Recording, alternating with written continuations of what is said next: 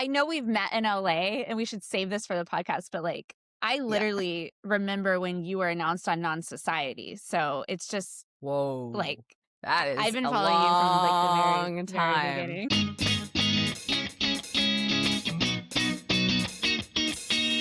Cassidy Gard, author of the beautiful and insightful new book, Cosmic Goodness. Welcome to Like Me.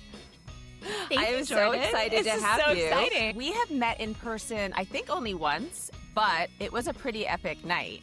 We went out in LA. We went like out in LA, right? Yes. Yeah, in like Yes, out in LA. 2014 or something. Took black and white photos on a garage wall in an alley in West Hollywood. Like I remember so distinctly that you said I'm going to be in town and were so gracious to invite me out. Yeah, I just was like, this girl seems awesome. And you were. And we hung out and we went to sushi and we took like photos in front of walls as you did then. I find it pretty incredible that we've known each other this long and now we've both found ourselves at this inflection point where we're writing about burnout and reimagining your identity. Your book resonated with me tremendously. Tell me who you were back then when you started with your, the visible side of your career. What do you remember about that person? I was just so ambitious that I wanted the biggest life possible. And I moved to New York City from Florida. And that was a time in your life where people in Florida that are friends with your mom are deeply concerned about your mental health and well-being, that you want to move to a place like New York City in 2007. And so I had this inclination that I needed to prove them all wrong. And also I was madly obsessed with Sex and the City and needed to live out my Carrie Bradshaw dreams.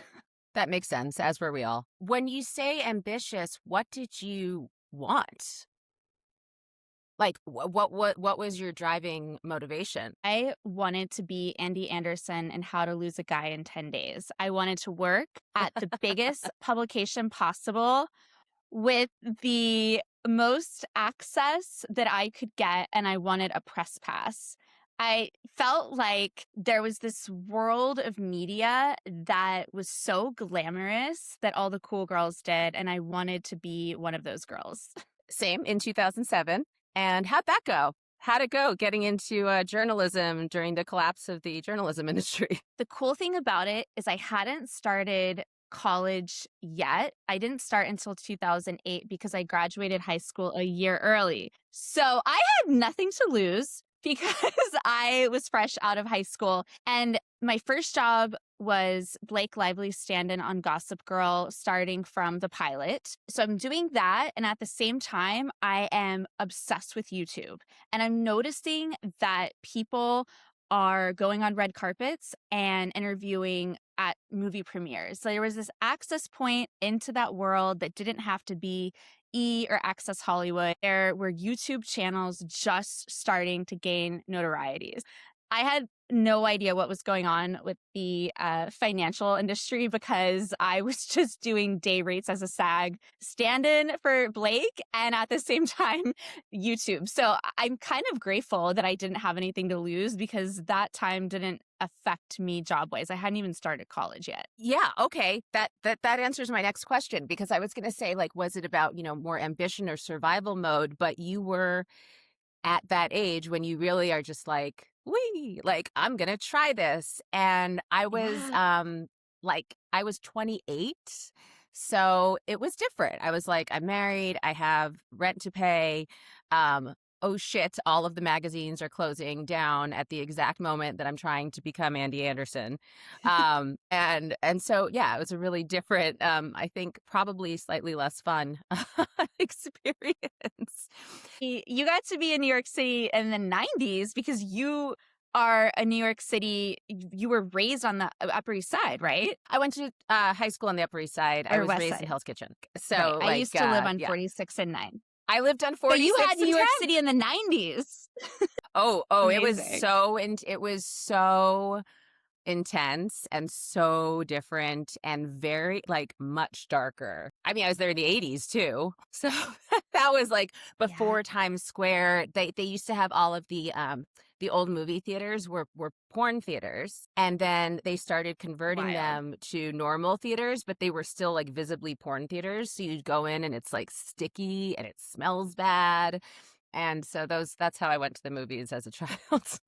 I remember, right around, like, when I was with NonSociety, which would have been around the same time, we would just, like, fake it onto red carpets and be like, "Hi, I'm here with NonSociety. Tell me what you're wearing," or whatever, and it was like were you doing stuff like that for you too? Yes, there was a YouTube channel that was primarily broadcasting to college campuses. Movie studios loved that because if it was any sort of movie that that age 18 to 22-year-old demographic would like, they were giving us a spot on the carpet.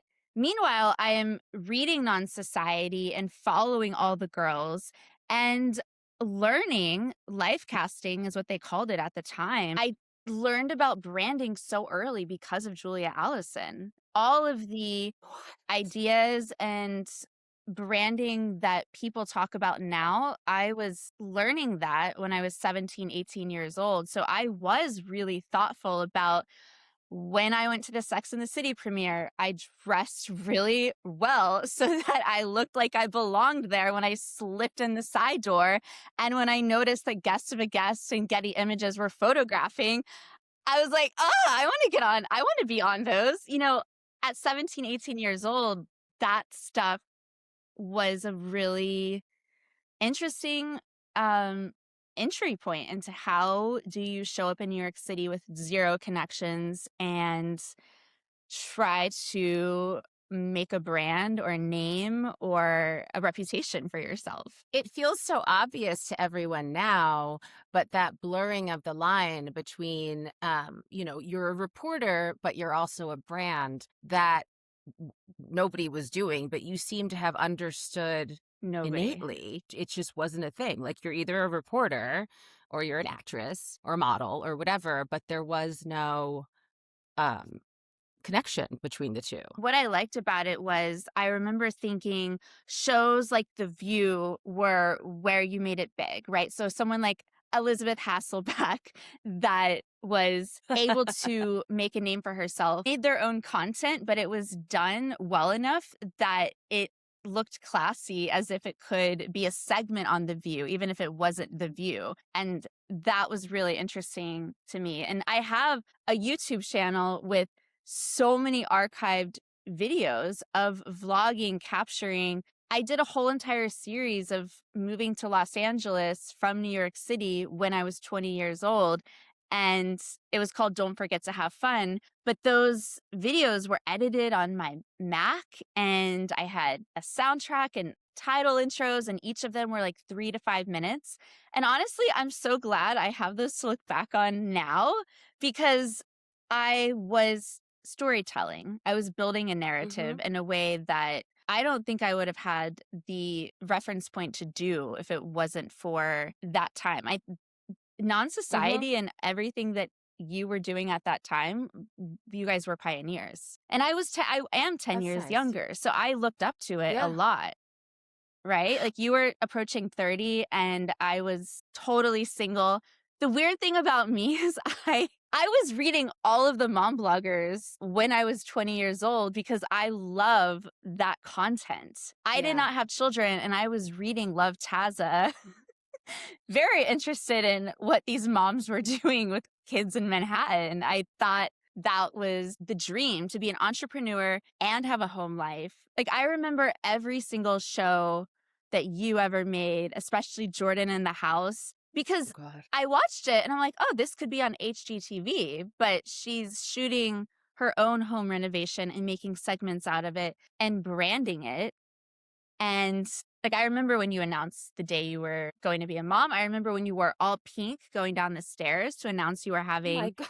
your little girl. Like, I Yeah. remember I read your blog every single day I really did. It was just like a God. ritual. I would read Love Tazza, Ramshackle Glam. All of them were just like my 20 minutes every morning. And you bloggers were so meticulous about doing a daily blog post every Yeah. single morning. I don't know how Hmm. you carved the time to be so concise with it. Like, It's that survival mode. So for me with raise like having kids and being like, oh God, and my ex-husband at the or husband at the time was like going off to school and I was like, ah. So it was a lot of born from panic, whereas it sounds like your experience was born more from excitement. And I love that for you. And it was exciting, yeah. but it was definitely like white knuckling, like uh oh my God, like if this doesn't work, I don't know what to do. But it was, yeah, what a time. That was a crazy time. When did that start changing for you? Or before we get into the burnout part, you were doing this YouTube show, you're doing it all by yourself. I remember seeing clips of you on red carpets and stuff and being like, is she like, were you working for outlets or were you just completely self-motivated and self-driven? It was a combination of all of them, and the beauty of being on those red carpets when it was for Good Morning America, I was meeting all the publicists, and those publicists and I were connecting on social media, and then when there was a smaller project coming out that GMA would never send a crew for, they were DMing me saying, "Hey, we're doing this. It's a bunch of unknowns, but it's on Netflix, so it's maybe worthwhile coming. Do you want to cover it?" And so there were times that I know internally it was complicated because all of the contacts I was making was through coming to these really high profile events. And I had to say, I'll pass it to GMA first. But then if they pass, yes, I will come on my own behalf. So I Hmm. am grateful there were so many carpets I landed on and contacts I made with publicists, especially. And I built a really good relationship because they were grateful I could get their highest clients on GMA when we did interviews. But then they had people that were just becoming names. And I also was willing to talk to them and put it on my own YouTube channel as a favor, even Right. though they were just starting out. Because sometimes there's a huge show announced and they're going to have all these unknown actors in the company of huge names, and you go to their social media and they have a couple thousand followers and you're like, wow, I'm just getting to connect with this person before they're doing this huge show, which I saw the value in that a lot of times, and it's cool to see them blow up now. Yeah. I always think that it's a kind of difficult dichotomy between early in your career, you really do have to say, I believe you have to say, yes, yes, I'll do this. Yes, I'll try it. Like, why not? I mean, but I worked for free. I would say the first like year of my career, mostly for free and was on unemployment. Where do you draw that line though? Because I don't exactly want to advocate to young women starting out in their career, go work for free. That's how I did it because people can take advantage of you. And you need to know that point at which you need to start saying, I actually do have value and like you can't pay me in exposure anymore. Where did you find that line? Yeah. I love that question. I w When enough projects started landing that I had my day rate that I was able to make for ABC News, being paid by Disney, and turning those down because there was a really good girl part of me that would Mm-hmm. never cancel if something better came. So if I had said yes to something and it was unpaid but great exposure, and then I got a call to go do an assignment where I was able to make half my rent money in a single day, I would always maneuver it that I could somehow do both. There were so many carpets I would go to at 4:35 and tell them I had a heart out. So if they had people they wanted me to talk to bring them to me first because I had this other carpet to go to.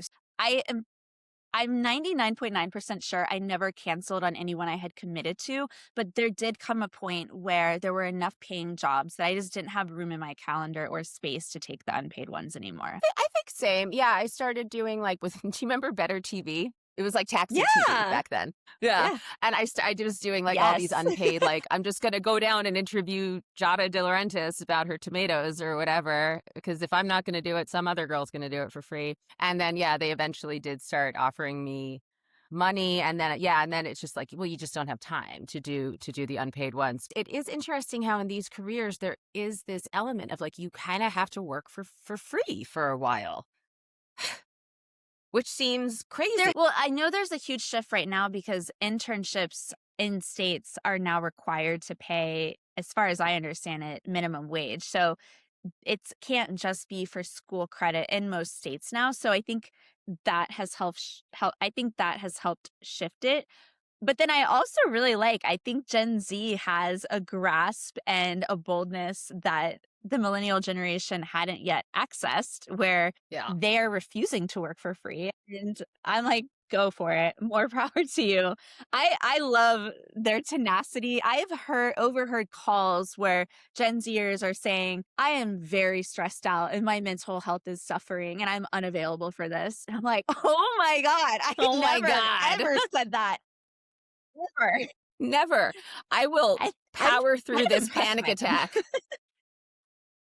you know Yes. that I'm a geriatric millennial, so I'm also like, you don't even know how hard it was. So there's a little part of me that's like, do your job, do your job. But it also like it provides a barrier to entry if the only people who can get into a career path are ones with the bandwidth or privilege or whatever to work for free for a while. Thank God that that's changing. Yeah. Right. I think a lot of women do hit a point, especially in creative careers. I know I did, where everything looks fine from the outside, but it's not fine at all. And for me, that felt a lot like failure as opposed to reinvention. So I'm wondering when you started feeling that, like, I got to change something, and what that felt like to you. Yes. So for me, it was 27 to 30, which also coincides with the return of Saturn. Are you familiar with the return of Saturn? A little Not bit, really. yeah. Tell me. Basically, Saturn is in a certain position the day you're born, and it takes 27 years for it to go back to that exact position. So culturally, a lot of people in their 20s, 27 is this giant shift of a year, and that can last 27 to 30. It's those 3 years. Mine Oh was my of God. epic proportions. My relationship of 4 years ended, my dad died, and then COVID happened. Like, those were my 3. If I had to look at each year, like, the trilogy of 27 to 30 was just like heartbeat. It was heartbreak, grief, a global pandemic, and panic about turning 30. And all of that just mashed up into a nervous system failing, panic attacks. And the one answer to your question is I went to therapy. I did it in my car and I just had this like emotional breakdown. And I went upstairs to the newsroom because I had to log in. I was producing a segment and I was sitting there. I couldn't remember the password to get into the system that I had used every single day for 7 years. And I'm sitting there and they're like, log in, log in. We need you on the call. We're doing it. And I'm like, I don't remember the password. And I felt like I was like going to have a stroke or something because I just couldn't believe that this password was escaping me. I use this 45 times a day, every single day. And for some reason, I can't remember it right now. I went home that night and had a very deep reckoning with myself that something was very wrong. I knew that the panic attacks I was having was my body telling me something. But at the same time, I was single in Los Angeles. I had deep fear and sadness and jealousy that people were meeting their partners and starting their lives and having families. And while all this is happening, there's news reports of COVID-19. So I turned 30, and then 3 months later, my job completely halts and nobody's allowed to go out on assignment. So all of my friends that were in relationships basically hunkered down with their partners and got to be in COVID quarantine with their partners or their families, which was definitely hard in its own way. But I was living by myself with this deep, deep loneliness and isolation from the world. And everyone had fear. Like, even my girlfriends that had families, like, actually didn't want me coming over to spend time with them because they were afraid that in quarantine their children would get sick. And now that I'm a mom, I would feel the exact same way 100%. But it was the loneliest time in my whole entire life ever. It was awful. So Can't bad. even imagine. I was alone, absent of adults, but I had my two very young at the time kids. So that was a powerful distraction. It's just like get up, deal with like kid. I truly, I think we all are still figuring out the depths of trauma that we experienced from that whole era, and it keeps showing up in like new ways. But I cannot imagine being single, not wanting to be single, and being isolated Yeah. in that profound of a way. So then what For happened? sure. Well, it catapulted me. I had 3 months during this time. The riots are happening in West Hollywood, which is where I live. I didn't sleep that night because of the helicopters, but I wake up June 7th, 2020. I pack my car. You have your dogs that you had throughout the year. I remember Lucy, like all of them. I have Hazel, my Maltipoo. We road trip to Montana because I had always wanted to go to Montana. And this is where my story changes because I get to Montana. It is the most cliche Hallmark narrative you can imagine. It's like big town movie producer, TV producer girl gets to a small town. I get a hotel by the freeway. And on the third day, I'm like driving through these mountains by myself with my dog, but I don't care because I'm out of West Hollywood and Montana is epic. And on the third day, I just in my head go, oh, I wonder what the real estate is like here. And there was this cabin on 6 acres, and it looked like a dream. And I called the realtor. I went, I looked at it. I was like, okay, well, I'm just gonna buy this. It's so cheap. It's on 6 acres. It's this area of Montana where all of the creatives that want to escape California go into Paradise Valley and build little oasis dreams for themselves. Can I I was like, come? there's one thing. Yes, Okay. tell everybody. And people take me up on it, and it makes me so happy. I say, just book your ticket into Bozeman. It's a 40-minute drive to Paradise Valley. Let me know the dates. I will block it out for you. Bring your kids. We're dog friendly. Bring your cats. I know you're a cat mom too, and Yeah. experience it. Like the sunsets are like they're the most miraculous, holy experience that you could possibly have ever. And this is where my story changes because I'm no longer lonely. I'm no longer depressed. I've bought a house in Montana. I have 6 acres and it was an Airbnb. So suddenly I have this entrepreneurial spirit of mine that gets to make over this property. And suddenly I have very exciting income, not from a job. And that's where my story changes because I didn't have this fear based scarcity mindset that I had to take every single producing job because suddenly I had passive income. Cosmic goodness is because of this property, because in Montana, when you buy something, it's a rite of passage to name it. Everybody names their properties. And so my realtor said, oh my gosh, what are you going to name it? And I named it Cosmic Goodness. So it gave me everything. It gave me a way to leave the career. It gave me this confidence because when I went back to LA and I was meeting guys that were similar to the show business types that I had been meeting on Raya, which I laugh because there's Fucking so many Raya. times, on Raya, when you go on there, I remember it would be like, who's in common? Because I have your cell. And I do remember God. sometimes I'd be like, oh, person in common would be you. And I was like, oh, that's so funny. They probably dated. It gave me something outside of LA that was bigger than the entertainment industry. Mm. So I wasn't as wooed or impressed by these guys in LA. I was like, oh, I have a spot in Montana and you cannot come. I do not want you there.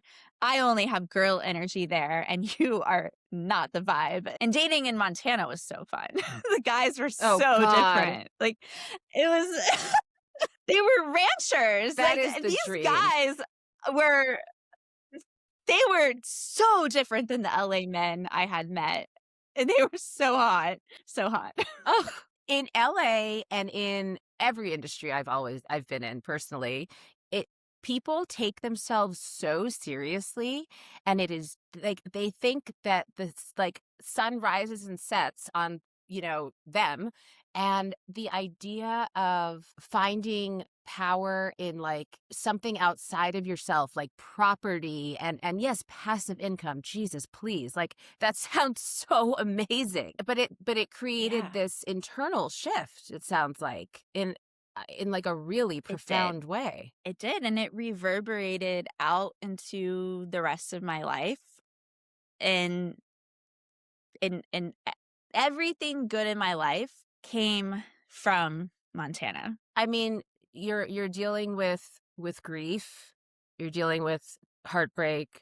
Um, was it it was clarity, it sounds like, that you were getting there. And you talk also really powerfully in Cosmic Goodness about like the sobriety journey. I mean, there's so much noise constantly, especially for young women in creative careers. Just silencing that noise sounds incredibly difficult and incredibly powerful. Do you think that there are ways to do it without moving to Montana? You know what I mean? Like what are like what are some things that you feel like you access that weren't just from the geographic relocation?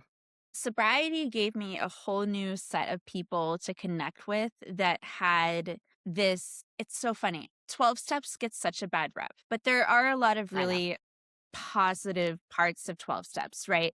So when you're surrounded by people, women especially, that have gone to hell and back, and they have a deep desire to live a mentally well life, emotionally sober, that's something I had never thought about. You can be sober and not emotionally sober. I am not at the heart an emotionally sober person. I'm a hurricane woman. I'm impulsive. I have rage. I have a very, very short temper. And so surrounding myself with people, I left a friend group that was deep in the West Hollywood, Raya, Soho House culture, and I met these 2 women in Topanga Beach, just below Malibu, and they invited me into their world. They invited me into their women's circles. They started inviting me out to sound baths. Changing who you surround yourself with, it doesn't have to be drastic. It's not like you leave your friend group and you go meet a bunch of new people, but consciously thinking, where are the healthiest people of sound mind, body, spirit? And for me, I met those women in Topanga Canyon. And yes, there's definitely like a woo-woo aspect. There's crazies everywhere. But this women's group that I met by going to the beach with my dog and turning my cell phone off, which on Sundays was my ritual for years. I would turn my cell phone off on a Saturday night and I wouldn't turn it on until Monday morning. And I would go to Malibu. I would go take myself on dates. I would go to Reel Inn and get like a beautiful lunch with fresh fish. And I had these rituals, but I learned these rituals through Al Anon because part of sobriety is growing up with an alcoholic dad. So in Al Anon, they talk about taking yourself out on dates. There's a lot of aspects of my inner interior world that came from sobriety and going to meetings. And those meetings did save my life, like in a drastic way, because you're surrounded by people that desperately want to change their lives, which does have a ripple effect and will change yours by Mhm. default. Even if you go sit in a room and you don't talk and you just listen. Um, that I think that was the biggest thing for me. But if someone's listening and they want to make those changes and you don't want to have to go to a Al-Anon or AA meeting, as cliche as it is, I met my partner at a sound bath in Joshua Tree on February 22nd, 2022. 2222 was this epic day. Oh, Everyone says this is not going to happen for another 100 years. And so I went to a sound bath in Joshua Tree and there he was. And so I think when you place yourself in areas that are wholesome, right? Going to the yeah, desert yeah, and listening to sound bowls is a very wholesome activity, but I yeah, wasn't at Soho House. I wasn't on a Raya date. I wasn't trying to get into some seedy club, in a downtown LA. That wasn't where I was going to meet my person, that I was going to find all the things that I wanted in life. And also funny enough, when I was consuming all these blogs, I was like actively doing research. Like, oh wow, like I remember you moving cross country. I was like, oh, this is how you do it. Like you can Yeah. find a house on the internet and you don't need to look at it first and you can just move there and then see the house. Like I clocked everything that people were doing of the things that they had that I hope to one day have. And I loved Tazza because I was like, oh, I would love to be a New York City mom and have 4 kids. That's so cool. How does she do it? What does her world look like? Okay, she has a bunk bed with all the kids. That's research to me. I think blogs and Substacks are all research if you're consuming it in a way where you're not comparing and despairing or having envy for these lives, but actually seeing how someone does it. Lastly, like right now, we have rented our house for a year to be nomadic and live abroad. So I'm having girlfriends reach out and they're like, how are Unbelievable. you doing this? And the fact of it is our monthly expenses doing this is cheaper than a mortgage and childcare in the States. So it seems really glamorous, but it's actually, we're saving so much money and it's a cheaper path than what we had before where we were in the same place. So now And I'm you're in obsessed with Florence right expat now. blogs. I'm in You're in Florence, and then on Florence? Monday I go Oh to my God. London for 10 days. Oh, and then we go to Paris for a month so my son can attend an outdoor nature preschool. So cool. And then we go to Bali. We're really trying out nomadic expat family life right now. Thing is, when you say like love Taza and like when we did our road trip and stuff, I feel like there was something in the earlier blogs uh that there was like this, I don't know, experimental vibe where it was like like if I can do it, like you really can do it. Like there's just so much curation now of images and like no, the things that I see online don't seem possible now in the same way Could that not agree maybe they more. did. It's too Yeah. curated. I liked before when it was messy. You could have beautiful images. Like I literally, I'm so embarrassed to tell you this. I remember saving the image of you when your son was born. It's this gorgeous image of you in the hospital with him laying next to your Oh, cheek. And I literally had a Pinterest board because I was like, oh my God, one day I'm gonna have a family. And like, what are the like aesthetic, beautiful things I want to capture, right? And I always remember that image because it looked like the most miraculous, like angelic photo. And I remember you posting it. I know exactly which one you're talking about. I remember having a lot of conflicting feelings about that. And then also I talked to a woman who is on my podcast this week about she's pregnant and she's like, it really stresses me out about how momfluencers or whatever you want to call them, it's all like I can't do that. I can't like have a professional photographer and like my makeup done. Literally just my husband snapped a photo while we were napping and yeah, it wasn't curated and it looks like it kind of was because like it's just a nice photo. There's like slanting light in the background and it just happened to be like a moment that was really see, now I'm all misty-eyed. Motherhood for you, you write in your book about how it's not just like a life shift but a complete psychological reorganization.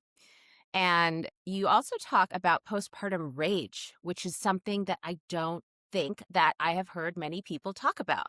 I mean, yes, I like same, get it, but like can you expand on that? I find that just so so interesting. Right now, it's having a new word that people are using, which is matrescence, the adolescence that comes from women that have had these insane hormonal shifts that were similar to what they had when they hit puberty, because your hormones are raging to such max that it is this completely life altering identity restructuring. I fought with my mom so much after my son was born because I had this deep grief over realizations of hippie parents in the 90s don't parent how a millennial woman in the year 2023 welcoming a child into the world would do. So Mhm. there was this second dawning of memories that I had never pinpointed to. Like, I remember a family story that everyone told for years of when I was a toddler and my dad fell asleep on the beach and I went missing and the police officers had to find me. And luckily I was found in St. Augustine, Florida. But can you imagine if your partner called you in this year and was like, I fell asleep on the beach and we don't know where the toddler is. Like, so I had a lot of This would not be a anger funny over story. Yeah. Yeah. Yeah. no, like I had a lot of anger over my own realizations of childhood and my experience of it, or ways that I didn't get to experience it, like the innocence that I now fiercely protect in my children. And so the rage was directed at both my mother and the domestic division that I I never was like, had you can say it. considered. Just say it. Yeah. Obviously, Eve Yeah. Brodsky really put a name to it, and that was a big moment. I had never paid attention to her content or read it because I had no reason to, because I had freedom and didn't ever have to consider how do you split childcare when two people have a call at the same time, and how I always ended up multitasking, doing the call with the children, whereas the multitasking didn't have to happen. And so there, of course, that rage can extend to conflict over. We fought on Christmas Day of my son's first year because I was so dreading having to pack the car for a 6-hour road trip and 10 days away. And I was just so angry. I was laying on the bed and I didn't want to have to like think about what do I need to bring and pack. And I made him do it. I was like, I'm going to lay on this bed and you come and get me when it's time to get in the car and be a passenger. But until then, you're handling everything. Because we would go on these trips and he'd be like, oh my gosh, like you didn't pack this, this, this, this, this. And I would just like, you didn't pack anything. Like, how did I get designated to be the packer of everything? Like, I inherently am the producer. I can produce. But when you're postpartum and you're nursing and you have hormones, you're supposed to be on maternity leave. You're not supposed to be producing all the activities. So our second round with our second son was definitely a much easier ride because we had hashed through everything with our first. But that rage Mhm. really started with my first more than anything. Never at the baby. I never was mad at the baby. I was mad at everyone around that was showing up to Yeah. hold the baby. And I was somehow still supposed to be hosting at the same time. Yeah. And now I know, God willing, I have a third one day. And no one's invited that is going to expect me to cook for them or prepare dinner No. when I'm 2 days postpartum and they've come to visit and they're like, what time are we having dinner? And I'm like, you can go order a pizza. I don't know. I am going to go stand in the kitchen and have a girl dinner because I will find 5 things in the fridge right now and make a plate. But if you don't want a girl dinner, you're on your own. That's it. I mean, that section spoke so clearly to me. I mean, that is literally why I'm divorced. Like among I other things, remember obviously. because I read your That's incredible. why I couldn't. I wonder if it is a little bit generational because you guys are better equipped to like have those conversations and go like, whoa, we need to rethink the division of labor in a way that I don't think we were having those conversations. Like I like even when I did get divorced, that the emotional labor thing wasn't a conversation yet. That happened like a year later or something. And I Can I was ask like, you one oh my question? God. I'm just curious. Yes. I'm just curious though, like when you got divorced, did it get better because when he had the kids on his own time, had to handle it? Or did you just have more work because you just had the kids all the time and then you were the only adult in the house? We didn't have, like we were moving, like he was in a different part of the state for a while. So, but no, I think that, without speaking to his journey, it was not seamless. It wasn't. It is better now, but it has taken years. Like now there is like, I'm sorry, you have the kids and like deal with it. If someone's sick, deal with it. But that was really something that took me a long time to personally get to the place where I was comfortable doing that because I was so accustomed to everything, just doing everything. So the idea of I might have to cut this out, but I'll tell you this. I was like Yeah. on a set. I'm like, I was on a set shooting and my flight got canceled because like some huge snowstorm, and it was like you're not going to be out of here for 8 hours. And I had carefully planned to make sure I was going to be there on time to pick them up from daycare, and I was like, I can't get there. And I had just moved, so I didn't really have many friends. And I called him and I said, I cannot get there. You need to get them. And he said, I can't. I have a call. I have a call. I know. So, yeah. So yes, I think that it gives me great hope for the younger millennial generation and hopefully the other ones that they are having these conversations and they do seem to have a better vocabulary to talk about this stuff, which also goes too far, like with everyone's like narcissism, gaslighting, blah, like it's everyone says that about everything, but which I do too. Like everyone's gaslighting me, everyone in my entire life. What does balance look like in your life today? I have the space for creative pursuits because Mm, I was working on my book proposal the same time of which I had a newborn and then redid it for a year. I perfected this proposal. If you're a writer, I don't think you need to spend a year on your book proposal. But by the time I was pregnant with my second, I got my book deal when I was 7 months pregnant. And so balance to me is that I get to have a creative career. I get to accomplish a goal. I always wanted to be a traditionally published author. But at the same time, I don't have to feel like it's one or the other because mm, being a mother was the biggest call of my heart more than anything else was becoming a mom. If I only had the book deal and the career and didn't have my babies, I would not feel balanced. But mm, also, I did have a solid year where I wasn't doing anything to really activate.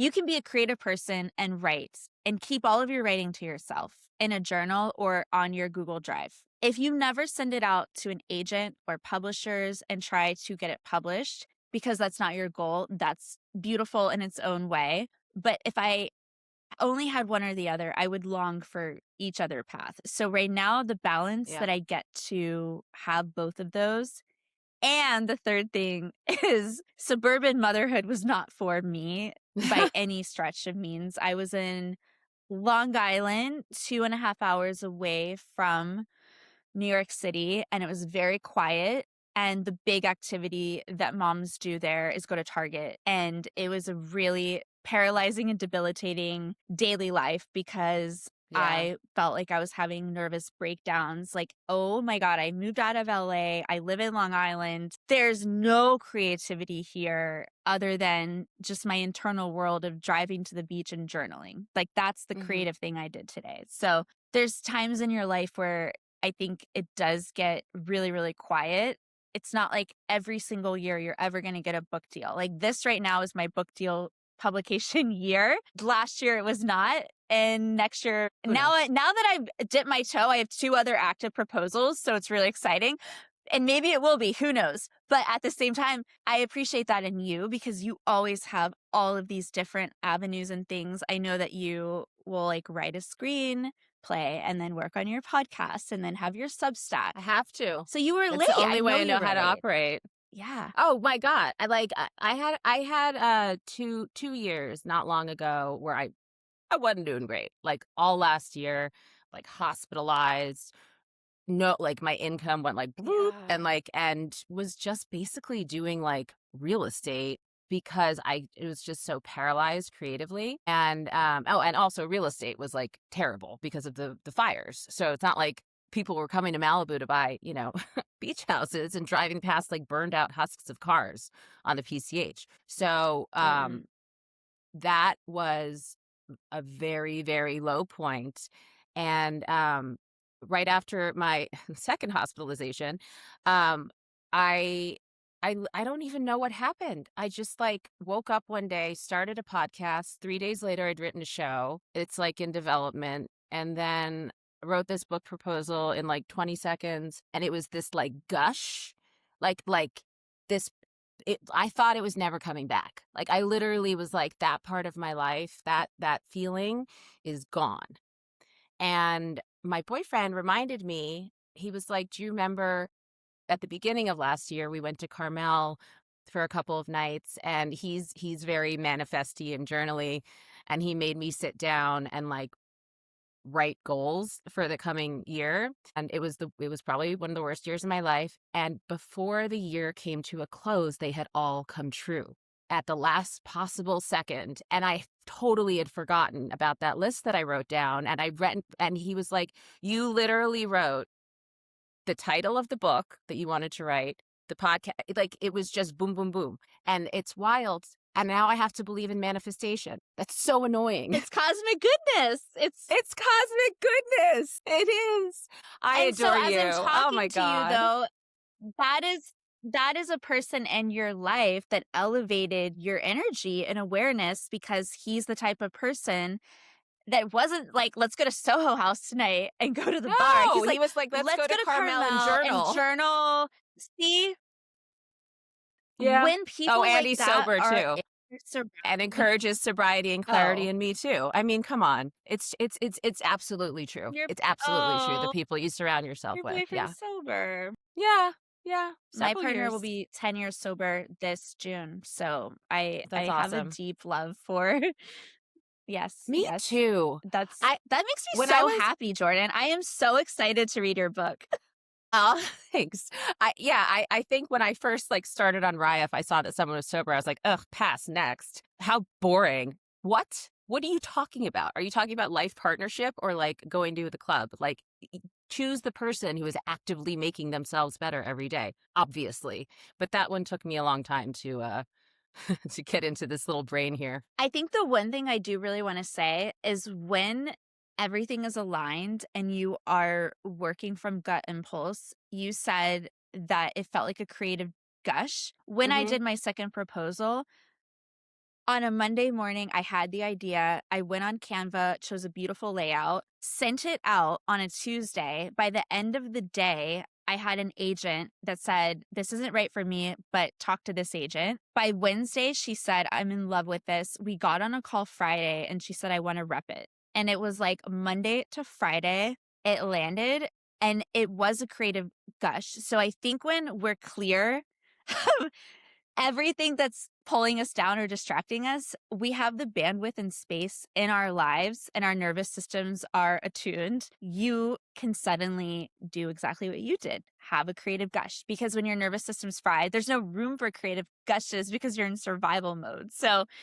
all of the 1000%. goodness, all of the cosmic goodness will happen when your nervous system is at peace, for sure. I completely believe that. And watching your journey has been like so exciting and so beautiful. I obviously follow you and like follow your beautiful family. You are like not just like an inspiration, but like a very concrete inspiration. I want to be you when I grow up. It's so great. It's just so lovely Jordan, to see, I've been to see you thriving. reading you. Thank you. I've been reading your blogs since I was 18. So I really So absolutely feel exactly the same towards you. I always looked up to you in a really big way. I just wanted to buy houses and renovate them because of you. And then I did that. So I think in little fragments, watching you, and especially I applaud what you're doing with your podcast because it's such an important topic and you were a pioneer, and now that you get to reflect on that is so powerful. It's an emotional little project we're doing over here. I've cried a few times. So where can people find you and your work, and when does Cosmic Goodness? Very soon. Yeah. Cosmic Goodness comes out May 12th, 2026. CosmicGoodness.com has all the links that you can go to. And I'm sharing my daily life abroad at Cassidy Gard, Gard, no you. Right now as a debut author, it's that moment where pre-orders matter, Yes, they publicists do and matter. Yeah. publishers are paying attention to them.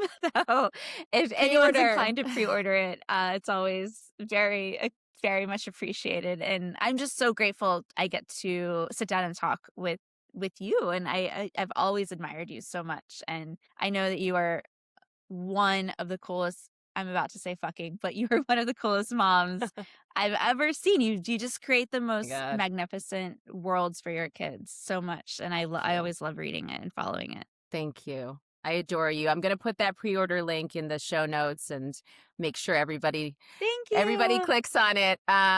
Keep in touch. Stay safe. Enjoy London and Florence and Bali. Send pics.